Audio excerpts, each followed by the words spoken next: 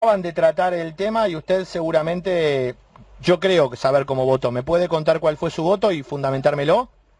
Bueno, nosotros habíamos ya adelantado nuestra oposición a este mal denominado proyecto de democratizar la justicia y me parece que la culminación del debate dejó muy claramente planteado el grado de improvisación, de falta de debate con distintos actores de la sociedad en temas que son centrales, como mejorar la administración de justicia, cuando el senador Fuentes, el miembro informante del oficialismo, planteó una serie de modificaciones que finalmente se generó un debate en el seno del cuerpo, y posteriormente el senador Pichetto tuvo que ratificar que iban a votar el dictamen tal cual venía.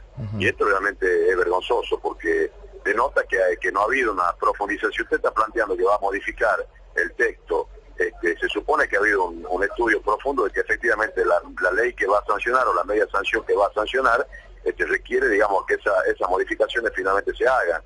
Y una vez que las fundamentaron, como evidentemente se modificaban inclusive leyes electorales, se rectificaron y dijeron que no, que le iban a votar tal cual se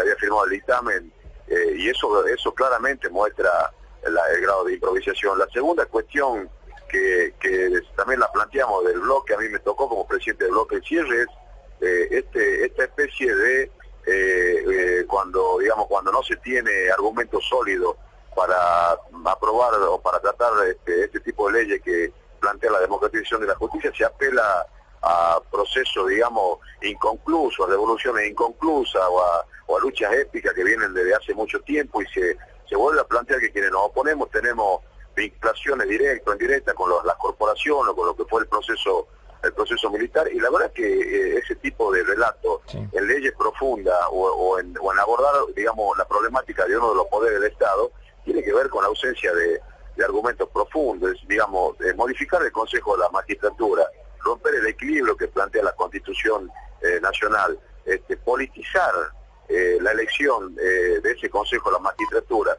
y en términos de la ley que se pretende finalmente sancionar, darle el 70% de la composición de ese consejo al que gana, y el 30% a la primera fuerza de la oposición, que en términos absolutos la verdad que no va a tener ningún tipo de posibilidad de participación ni de modificar absolutamente nada, porque con la mayoría simple se toman las decisiones. Y en realidad nosotros tratamos de hacer un análisis profundo de los cuales son efectivamente los problemas de administración de justicia.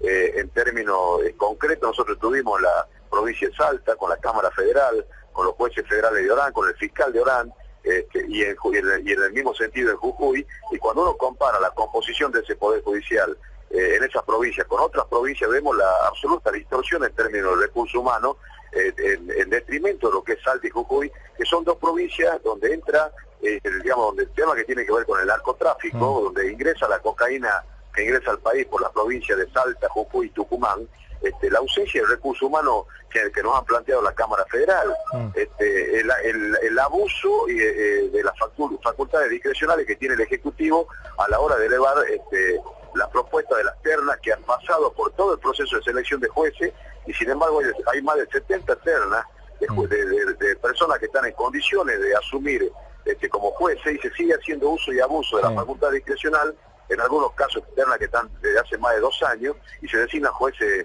subrogantes. Entonces, esto no va a mejorar la administración de justicia. Cano, y el tema que van apelando a su brevedad, y el tema que van a tratar ahora de la creación de estas nuevas 3 cámaras, que seguramente lo van a comenzar ahora a debatir o en instantes. Se está debatiendo. Perfecto. En las 3 nuevas cámaras de casación, ¿usted opina exactamente lo mismo, que para entorpecer o para hacer más lenta? Busca hacer aún más lenta la administración de justicia, porque es una tercera instancia antes de llegar a la Corte, y en realidad esto tiene que ver con la adversidad, con la mirada adversa que tiene el oficialismo sobre algunos integrantes o sobre la mayoría de la Corte, en el sentido de que ha tenido fallos que son contrarios a lo que el gobierno quiere. En realidad, la administración de justicia o la constitución del actual poder Judicial de la Nación, después de 30 años de democracia, tiene que ver con la injerencia en la política. De mayor o en menor medida tiene que ver con lo que dice nuestra Constitución y las leyes. Entonces no se puede ahora plantear que este Poder Judicial, en términos de lo que el oficialismo dice, no es democrático. Porque acá lo que hay que modificar son las prácticas y democratizar las prácticas en la política y entender que el valor del Poder Judicial es la independencia y las medidas que se tomen tienen que abonar ese concepto que es fundacional de nuestro ordenamiento jurídico. ¿Cree usted que antes de medianoche le van a dar la media sanción a este dictamen también? Sí. Nosotros estimamos que 11:30, 12, entre 11:30 y 12 vamos a estar ya en condiciones de finalmente votar este segundo proyecto. ¿Y mañana van a estar citados para tratar el tema de las cautelares solamente? No le escuché, perdón. Si mañana van a estar citados a partir del mediodía para tratar el tema de las cautelares. Sí, correcto. Mañana está convocada la sesión a partir de horas 2. ¿Cuál es su impresión brevemente sobre este tema?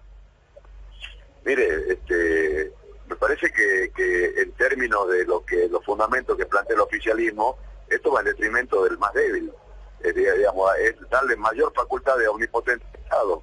Sí. Las medidas cautelares tienen que ver, digamos, del punto de vista de derecho ambiental, desde el punto de vista de derechos que pueden ser vulnerados, donde muchas veces el Estado es el protagonista, y en el argumento de lo que plantea el oficialismo tampoco se pone, digamos, marco de tiempo con respecto a la cuestión, digamos, a la cuestión de fondo cuando hay un amparo o una medida cautelar. ¿Se le hizo alguna modificación? ¿Se le hizo alguna modificación a este escrito de acuerdo a los dichos del 6 de ayer?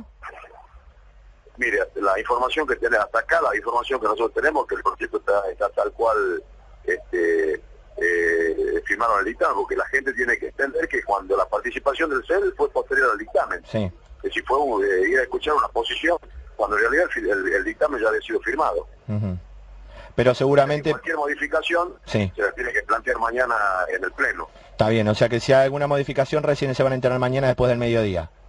Así es. Cano, muchísimas gracias, lo dejamos volver a su banca del senador para seguir debatiendo. Muchas gracias. Al contrario, gracias a ustedes. José Cano, senador nacional de la UCR y presidente del bloque, fue el que cerró el debate por ser el presidente del bloque radical.